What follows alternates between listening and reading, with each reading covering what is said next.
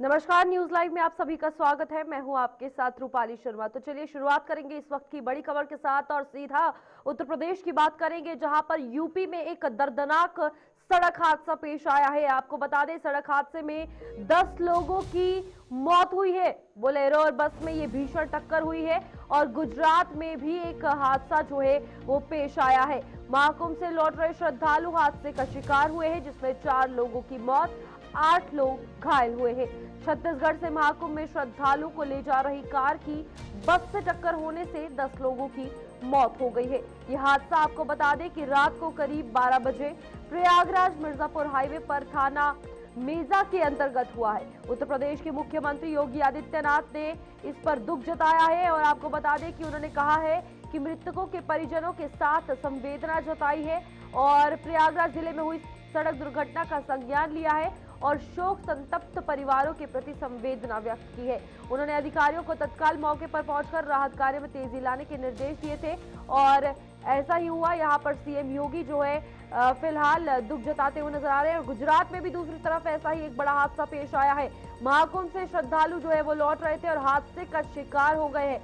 4 लोगों की मौत हुई है और 8 लोग घायल हुए हैं। तो 2 बड़े हादसे एक साथ पेश आए हैं, जहां पर यूपी की अगर बात की जाए तो सड़क हादसे में 10 लोगों की मौत हुई है। दूसरी तरफ गुजरात की अगर बात की जाए तो 4 लोगों की मौत और 8 घायल हुए हैं। आपको बता दें, यहां पर प्रशासन के अधिकारियों ने घायलों को उपचार के लिए अस्पताल पहुंचाया। उन्होंने घायलों के शीघ्र स्वस्थ होने की भी कामना की। फिलहाल यहां पर आप देखिए कि भीषण सड़क हादसा और महाकुंभ के चलते ऐसे लगातार हादसे जो है वो देखने को मिल रहे हैं और आज भी ये हादसा देखने को मिला। जहां पर बात की जाए प्रयागराज मिर्जापुर हाईवे की तो 10 लोगों की मौत हो चुकी है और बोलेरो कार और बस में ये भीषण टक्कर यूपी में हुई है। और दूसरी तरफ गुजरात में भी एक हादसा पेश आया है, जिसमें महाकुंभ से श्रद्धालु लौट रहे थे और हादसे का शिकार हो चुके हैं।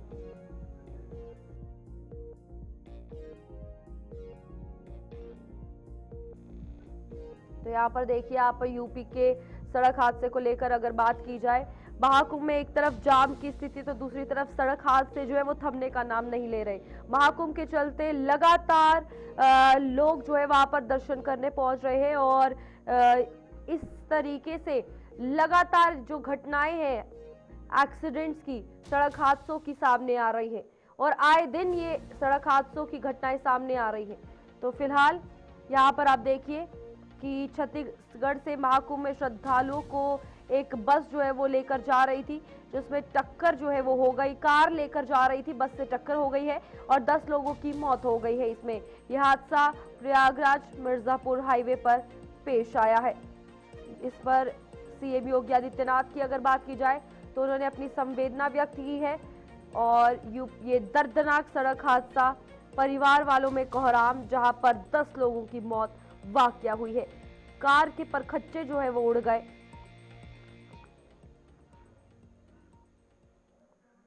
चलिए हमारे साथ हमारे संवाददाता अनुज हनुमत जुड़ चुके हैं। अनुज से जानकारी लेंगे। अनुज, बताइएगा हादसे की जानकारी, क्या कुछ हुआ है, किन कारणों की वजह से ये टक्कर हुई? क्या आप फास्ट ड्राइविंग कर रहे थे या फिर रात के अंधेरे में पता नहीं चला? क्या कुछ पूरे कारण है? जी, आप सही कह रही हैं। रात के अंधेरे में रूपाली, जो दोनों ड्राइवर थे उन्हें पता नहीं लगा और ये जो बुलेरो थी वो संगम की ओर आ रही थी जी। छत्तीसगढ़ से।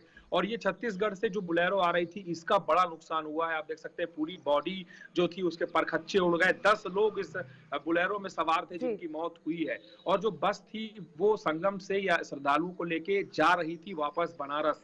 ऐसे में जो दोनों गाड़ियों की भिड़ंत हुई है उसमें सीधा आप देख सकते हैं कि बड़ी गाड़ी से छोटी गाड़ी की टक्कर में सबसे ज्यादा नुकसान छोटी गाड़ी का हुआ बिल्कुल। और उसमें जो भी श्रद्धालु थे वो ऑन स्पॉट उनकी मौत हो गई। ये बहुत दुखद खबर है रूपाली, क्योंकि 29 तारीख की घटना की अगर बात करें मौनी अमावस्या की, तो उसके बाद ये जो भीषण हादसा है ये बड़ा हादसा है जिसमें 10 लोगों की मौत हुई है। ऐसे ही कई हादसे और भी जिलों में जी। हुए हैं जो इन कह सकते हैं कि दुखद रूप से ये काफी स्थिति को संवेदनशील बनाते हैं। फिलहाल जो सीएम योगी आदित्यनाथ उन्होंने संज्ञान लिया है हम्म। और प्रशासन को कहा है कि हर हाल में घायलों का समुचित इलाज कराया जाए और जी। परिजनों तक सूचना पहुंचाई जाए जिनकी मौत हुई है। अनुज, यहाँ पर महाकुंभ को लेकर अगर बात की जाए तो ये बहुत देखने को मिल रहा है महाकुंभ के दौरान कि जो श्रद्धालु यहाँ पर आ रहे हैं, ड्राइवर को नींद की झपकी आती है तो एक्सीडेंट पेश आ जाता है। कुछ दिन पहले ये भी हादसा पेश आया था कि एक टेम्पो ट्रैवलर की टक्कर हुई, फिर वो कई किलोमीटर तक खुद चलता रहा। तो ये कारण जो लगातार हादसों के बन रहे हैं, इसको लेकर प्रशासन का क्या कुछ कहना है, क्या कुछ संज्ञान महाकुंभ क्षेत्र में लिया जा रहा है लगातार? देखिए, प्रशासन हाई अलर्ट मोड पर रखा गया है। जो के सत्यनारायण है वो एडीजी यातायात हैं और उन्हें फटकार लगाई थी। साथ में एडीजी जोन प्रयागराज भानु भास्कर को भी सीएम योगी ने फटकार लगाई थी, दोनों आईपीएसओं को। और सबसे बड़ा विषय आया था कि जब आपको पता है कि वीकेंड में भीड़ बढ़ेगी, पिछले वीकेंड में, तो आपने व्यवस्थाएं क्यों नहीं की? और ऐसा ही ये मामला आया है, वीकेंड में फिर भीड़ फिर से बढ़ी है। और ये जो हाईवे है, प्रयागराज मिर्जापुर हो या झांसी मिर्जापुर हो, इन हाईवे में लगातार गाड़ियों की संख्या बढ़ रही है। ऐसे में हाईवे जो होते हैं वो रफ्तार के लिए जाने जाते हैं, जिनमें लगाम बेहद आवश्यक है। और ऐसे में जो प्रशासन है स्थानीय जिलों का, उन्हें काम करने की जरूरत है। और शायद यही एक कारण था जो बड़ी घटना ये हुई है। इसमें चीजें सामने आई। राहत का कार्य है वो पूरा हो चुका है, इलाज जारी है। और जो गंभीर रूप से घायल है उन्हें कह सकते हैं रिफर किया गया है जिले के लिए। तो ये एक बहुत दुखद खबर है जो प्रयागराज महाकुंभ से जुड़ी हुई है। जिन मौत हुई है उनके परिजनों को खबर दे दी गई है, पोस्टमार्टम क्या उनका कर लिया गया है? पोस्टमार्टम की प्रक्रिया शुरू होने वाली है, परिजनों तक सूचना पहुंचा दी गई है। क्योंकि जो बुलेरो सवार जितने लोग मरे हैं वो सभी बता रहे हैं मध्य प्रदेश और छत्तीसगढ़ से इनका पारिवारिक रिश्ता जुड़ा हुआ है। परिजन बेहद दुखद उनके लिए खबर है, क्योंकि जब आप महाकुंभ में पहुंचते हैं तो आप पाप मिटाना चाहते हैं, और जब ऐसी घटना हो जाती है अचानक तो परिवार का सब कुछ छीन जाता है। तो सूचना दे दी गई है।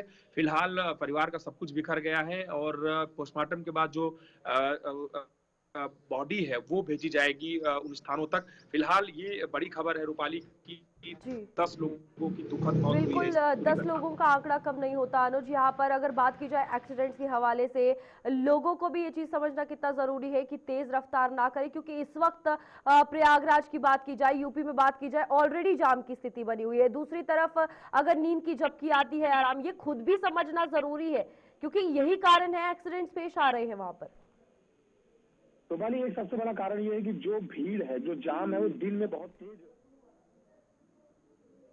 बहुत सारे जो सोर्सेज हैं, बहुत सारे वीडियो इन्फ्लुएंसर्स हैं इंस्टाग्राम के, वो लगातार ये कह रहे हैं कि आप अर्ली मॉर्निंग आइए, देर रात चलिए तो आप जल्दी पहुंच जाएंगे। और काशी, प्रयागराज, चित्रकूट, यहाँ लोगों की संख्या बहुत तेजी से बढ़ रही है। चित्रकूट का जो डिस्ट्रिक्ट एडमिनिस्ट्रेशन है, डीएम की अगुवाई में, एसपी की अगुवाई में लगातार अच्छा कार्य कर रहा है। लेकिन ये जो रात में चलने का सफर है रूपाली, वो घटना को अंजाम देने का कारण बन रहा है। ऐसे में प्रशासन को रात और सुबह दोनों स्थितियों में बेहद महत्वपूर्ण यातायात व्यवस्थाएं करने की आवश्यकता है। ठीक है अनुज, बहुत बहुत धन्यवाद हमारे साथ जुड़ने के लिए, तमाम जानकारी देने के लिए। तो ये दुखद हादसा जो है पेश आया है, जहां पर एक ही कार में बैठे 10 लोगों की मौत हो गई है। बस के साथ इस कार की टक्कर हुई और आप देखिए कि 10 लोग एक परिवार ने खो दिए हैं।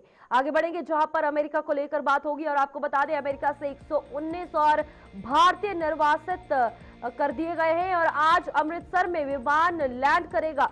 एक विमान कल पहुंचेगा अमृतसर और रविवार को 157 भारतीयों को किया जा रहा है डिपोर्ट। 5 फरवरी को 104 भारत के जो भारतीय हैं उन्हें डिपोर्ट किया गया था।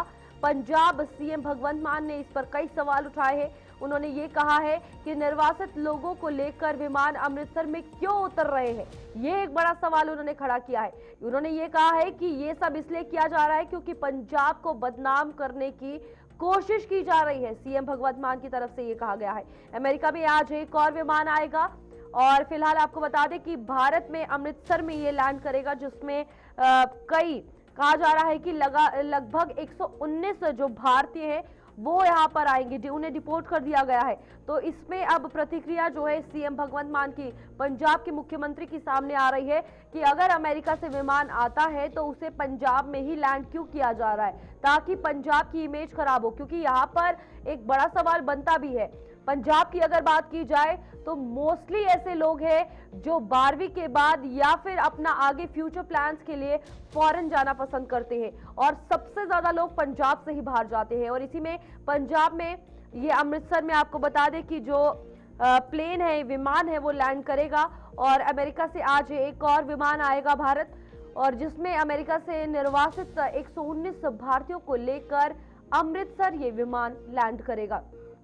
तो डेपोटेशन के मुद्दे को लेकर अगर बात की जाए तो लगातार सवाल कई खड़े हो रहे थे, जिसके बीच हमने प्रधानमंत्री नरेंद्र मोदी और ट्रंप का दौरा भी देखा, लेकिन इस मुद्दे पर चर्चा भी हुई। लेकिन यहाँ पर आप देखिए कि आज एक और विमान आ रहा है और साफ तौर पर कहा गया था कि लगभग 800 के करीब ऐसे भारतीय हैं जो वहां पर इलीगल तरीके से गए हैं, तो उन्हें भी डिपोर्ट किया जाएगा। चलिए, इस वक्त परीक्षा पे चर्चा हो रही है और लाइव तस्वीरें सामने आ रही है, आइए देखते हैं।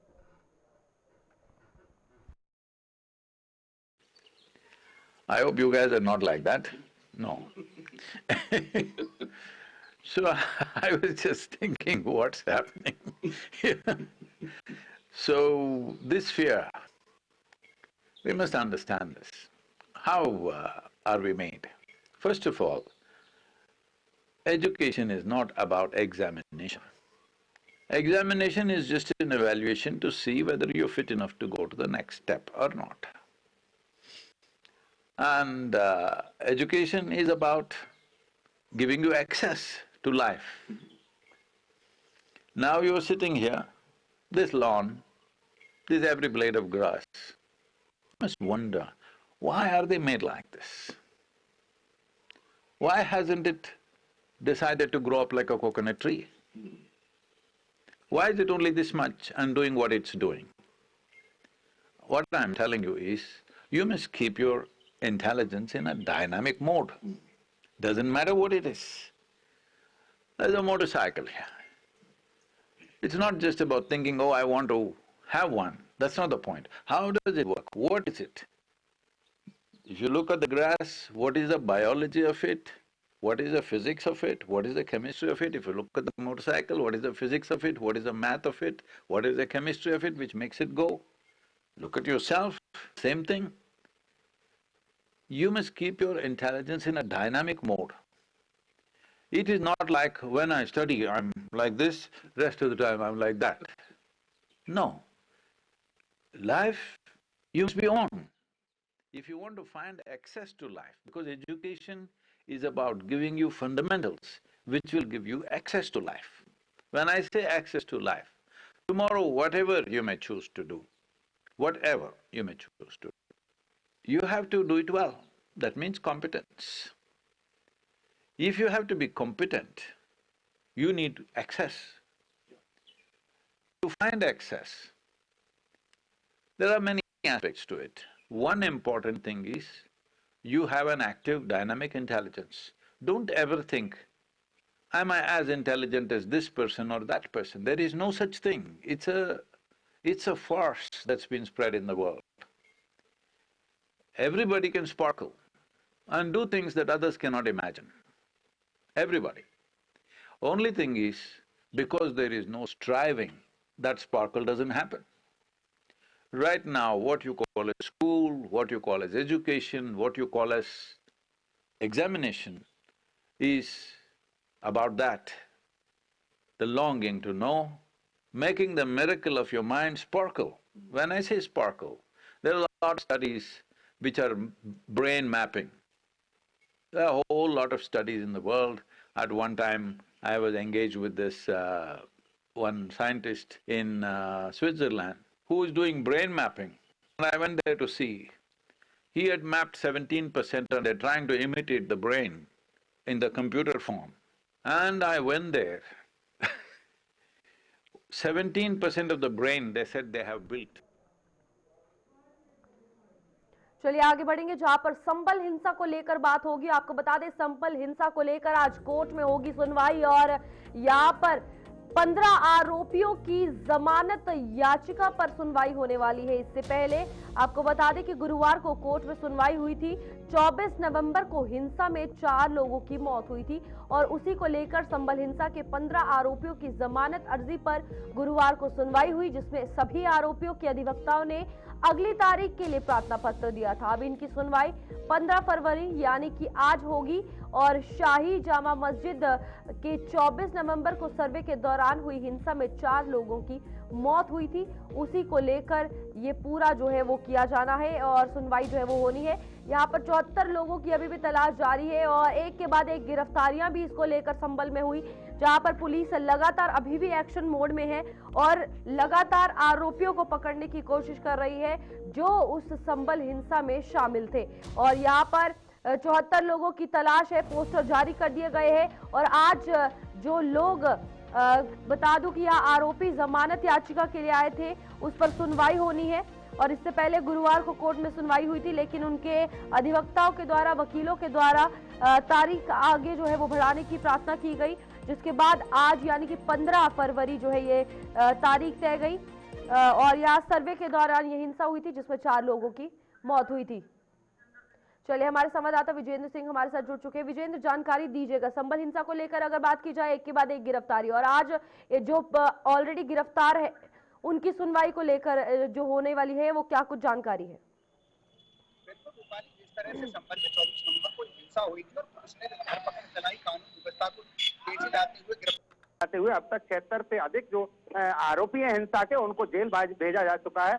अब बात जमानत अर्जी की है। जो लोग हैं वो कहीं ना कहीं जो आरोपी हैं, जो जेल में बंद हैं, उनके जो परिजन हैं, उनकी जमानत की जुगत में जुट गए हैं। मैं आपको बता दूं, बृहस्पतिवार को सुनवाई जरूर हुई थी, लेकिन इनके जो अधिवक्ता थे, सभी के आरोपी, जो 15 आरोपी हैं, उनके अलग अलग अधिवक्ताओं ने सबसे गुहार लगाई थी जज साहब से कि हमें 15 फरवरी को और सुन लिया जाए। तो आज 15 फरवरी और आज इनकी सुनवाई होनी है, लेकिन देखना यह हुआ जमानत हो पाती है नहीं, क्योंकि बहुत ही संगीन धाराओं में इन सभी आरोपी जेल गए हैं। क्योंकि कई पुलिसकर्मियों को फायरिंग की थी, गोली चली थी, 4 लोगों की मौत भी हुई थी, कई पुलिसकर्मी घायल हुए थे, आगजनी हुई थी, गाड़ियां फूंक दी थी। तो ये दृश्य पूरे भारत देश ने देखा। जमानत मिल पाती है नहीं, ये समय ही बताएगा, लेकिन सुनवाई जरूर आज होगी। बिल्कुल सही बात कही आपने, क्योंकि वो संबल हिंसा भूले नहीं भुलाई जाती, जिस तरीके से तस्वीरें सामने आई थी।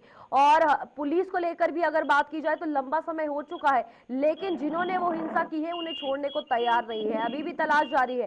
तो क्या लगता है फिलहाल आज सुनवाई में मुश्किलें किसकी बढ़ती हुई नजर आएंगी? देखिए रूपाली, अगर सूत्रों की माने और जो कानून के जानकार हैं, उनका यही कहना है कि जमानत तो शायद यहाँ जिला न्यायालय से उनको नहीं मिलेगी।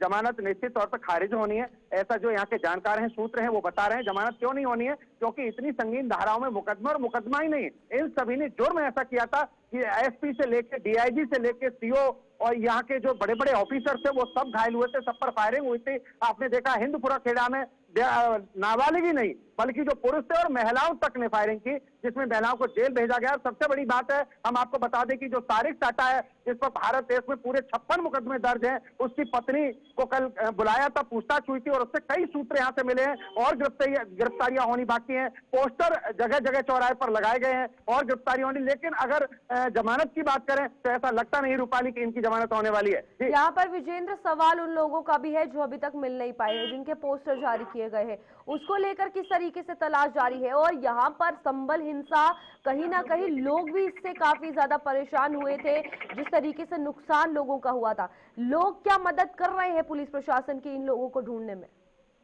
देखिए बिल्कुल, मैं आपको बता दूं रूपाली, जो एसपी हैं कृष्ण कुमार बिश्नोई ने एक बहुत बड़ा जाल यहाँ पर बिछाया है, इन्हें पकड़ने के लिए कई टीमें गठित की हैं। और आपको बता दें कि जिस तरह से दुबई में बैठकर जो तारिक साटा है, गैंग का पूरा जो सरगना है, उसने वहां पर साजिश रची और इन लोगों को बलगलाया और ये हिंसा कराई। जिस तरह से 24 नवंबर की तस्वीरें पूरे भारत में नहीं बल्कि दुनिया ने देखी, तो जिस तरह की हिंसा हुई, जिस तरह की वारदात हुई, तो अब पूरी तरह से प्रशासन जो है लगातार कानून कार्रवाई में तेजी ला रहा है, लगातार गिरफ्तारियां हो रही हैं। और तारिक साटा की पत्नी से भी कल पूछताछ हुई है, काफी देर, कई घंटे की पूछताछ में उसने बताया कि वो दुबई जाती थी उससे मिलने और वीडियो कॉल पर भी उसकी बात होती है। लेकिन अब पुलिस को अहम सुराग मिलने वाले हैं कि आखिर उसके गैंग के कौन कौन सक्रिय सदस्य हैं, उनकी गिरफ्तारी होने बाकी है। और पोस्टर लगा दिए गए हैं, इनाम घोषित किया जा रहा है और जो टीम है गुप्त रूप से पूरी तरह से टीम पुलिस की लगी हुई है और लगातार गिरफ्तारी का प्रयास हो रहा है। अन्य लोगों की लगातार दिन पर दिन गिरफ्तारियां की जा रही हैं। विजेंद्र, यहाँ पर संबल हिंसा को लेकर अगर बात की जाए, सबसे पहले नेटवर्किंग का भंडाफोड़ पुलिस को करना होगा। दूसरी बात, ये आर्म्स और एम्यूनिशन, जो गोलियां, पिस्टल इन लोगों के पास आती हैं, ये कहां से आती है, ये भी एक बड़ा सवाल है। गोलियां नहीं तो पत्थरबाज जो ये लोग सामने आते हैं, इन सभी पर कार्रवाई करना जरूरी है। बहुत से पहलू है जिस पर अभी लगातार पुलिस को काम करना है। ये बहुत बड़ा सवाल है कि किस तरह से विदेशी कारतूस यहाँ पर मिले, जिसमें यूके और पाक के कारतूस मिले। नाली जब सफाई कराई गई, जब यहाँ पर जो टीम ने काम किया, तो वहां पर पूरी तरह से कारतूस किस तरह से नालियों में मिले थे और यूको और अमेरिका के कारतूस से, पाकिस्तान के कारतूस से, तो वो कहां से आए, किस तरह से यहां पर पहुंचे, ये अभी काम बाकी है। ये अभी पता नहीं चल पाया कि आखिर उन कारतूसों को लागने वाला कौन था, क्योंकि इनके जो तार हैं वो आखिर किससे मिले हुए हैं। ठीक है विजेंद्र, बहुत बहुत धन्यवाद हमारे साथ जुड़ने के लिए, तमाम जानकारी देने के लिए। तो यहाँ पर इस वक्त एक और बड़ी खबर सामने आ रही है, जहां सीबीएसई बोर्ड की परीक्षाएं आज से शुरू होने वाली है और 10वीं और 12वीं की परीक्षाएं शुरू होने वाली है। तो इस साल सुबह आपको बता दें 10:30 बजे से ये परीक्षा शुरू होगी और बोर्ड परीक्षा के लिए आपको बता लें कि 42 लाख छात्रों ने जो है वो चयन किया है। और यहाँ पर इस बार देखिए कि 12वीं की परीक्षाएं जो है 15 फरवरी से 4 अप्रैल तक चलेंगी और 10वीं की 15 फरवरी से 18 मार्च तक चलेंगी। तो पूरे साल की पढ़ाई जो है अब इन बच्चों की रंग लाएगी जब इनके परीक्षा होगी, 12वीं और 10वीं की बोर्ड की परीक्षा। और फिर जब परिणाम सामने आएंगे, 42 लाख अगर बात की जाए तो बच्चों ने पंजीकरण करवाया है, बोर्ड की परीक्षा के लिए रजिस्ट्रेशन करवाया है और आज सुबह 10:30 बजे से बोर्ड की परीक्षाएं जो है सीबीएसई बोर्ड की परीक्षाएं शुरू हो जाएंगी। तो यहाँ पर एक तरफ परीक्षा पे चर्चा प्रधानमंत्री नरेंद्र मोदी भी करते हुए नजर आ रहे हैं ताकि बच्चों को प्रोत्साहित जो है वो किया जा सके। तो दूसरी तरफ बोर्ड की अगर बात की जाए तो देखिए किस तरीके से ये परीक्षाएं जो है वो शुरू हो रही है और 15 फरवरी से जो है ये शुरू होगी और 10वीं की 18 मार्च तक जो है वो चलने वाली है परीक्षाएं। सुबह 10 बजे से यानी कुछ ही मिनटों के बाद ये परीक्षाएं जो है वो शुरू हो जाएगी और बच्चे अपने फ्यूचर को लेकर जो है वो पूरी मेहनत जो उनके द्वारा की गई है पूरे साल, उसका रिजल्ट जो है वो लाएंगे। चलिए न्यूज लाइव में इतना ही, खबरों का सिलसिला जारी रहेगा। आप देखते रहिए JK24/7 न्यूज।